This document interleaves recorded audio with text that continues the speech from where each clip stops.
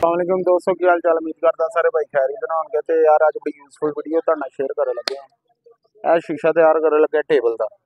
यह टेबल है और यह शीशा तैयार करन लगे स्टिकर लगा के।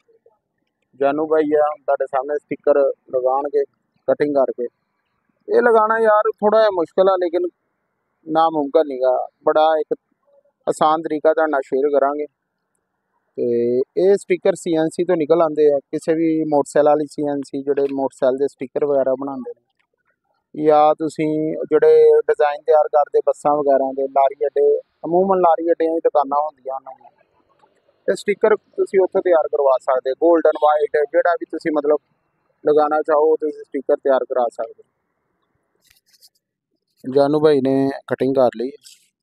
टेप लगा लगे आ। वाइट कलर की टेप लैनी है इंची की या 1.5 की अपने मुताबिक जी भी तुहानू ईजी मिलती है वो लैके तो भाई सब तो पहले तो स्टिकर रख के टेप उपर लगा लेना। बिल्कुल नाल नाल करके अच्छे तरीके नाल टेप लगानी है स्टिकर साफ करके। एक ट्रिक आ शीशे के स्टिकर नू पेस्ट करन दा।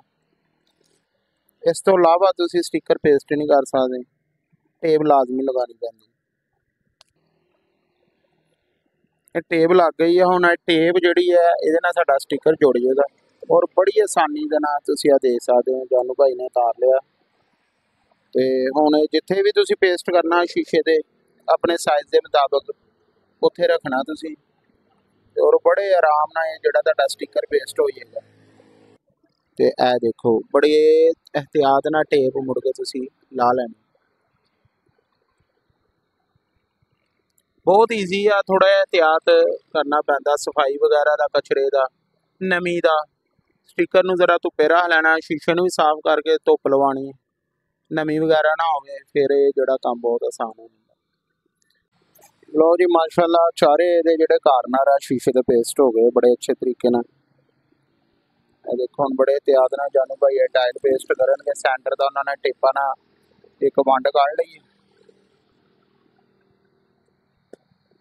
जड़ा ना बहुत एहतियात ना कोई जल्दबाजी नहीं होंगी।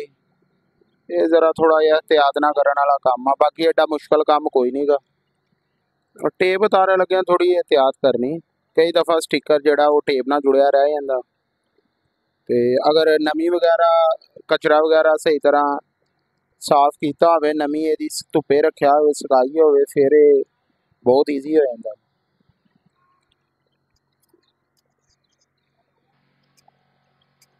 असी ब्लैक पेंट तैयार कर लिया है गन आ ये हुण इहदे नाल असी शीशे ते पेस्ट करांगे। ये ब्रश वगैरह ना या रोलर ना तुसी ये पेंट नहीं कर सकते। शीशा वा ये अगर तुहाडे कोल कंप्रैसर वगैरह नहीं मौजूद तो तुसी स्प्रे लिया के स्प्रे ना बड़े अच्छे तरीके ना शीशा तैयार हो जाता वा। क्योंकि साडे कोल कंप्रैसर मौजूद आ असी कंप्रैसर ना करांगे तो ये जरूरी नहीं तुसी स्प्रे ना भी कर सकते जो शीशा तैयार। हुण कचरा वगैरह जानू भाई अच्छी तरह उठा रहे हैं।